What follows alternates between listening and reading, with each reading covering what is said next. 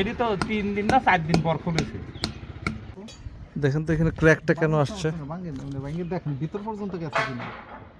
আমার মনে হয় ভিতর পর্যন্ত তো আসে না। হাতরা নেন টেনশন নেই, আমি ভাঙ্গের ভিতর এদিকে একটা হাতুর দেখে। কি ভেঙে দেখতে হবে নাকি ক্র্যাকিংটা কেন?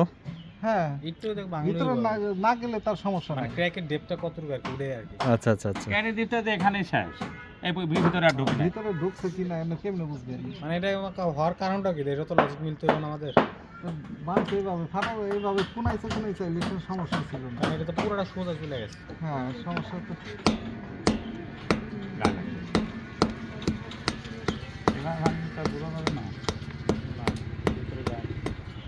ভিতরে যায় না। এটি তো 3 দিন না 4 দিন পর খুলেছে। আর একটা আছে যে কেমিক্যাল ইউজ করছে কিনা। কেমিক্যাল ইউজ হ্যাঁ, করছে, chemical use করে। কেমিক্যালের জন্য মানে অতিরিক্ত কেমিক্যাল দেওয়ার কারণে ফাটে। হ্যাঁ ঠিকই আছে। হ্যাঁ। এরকম অতিরিক্ত কেমিক্যাল হলে ফাটে। কেমিক্যালের তো একটা রেশিও ঠিক থাকা হ্যাঁ, উচিত। হ্যাঁ। রেশিও ছাড়া হইলো হ্যাঁ বস্তায় 200 গ্রাম। হ্যাঁ ঠিক আছে, আর 200 ml বা 200 গ্রাম বলেন।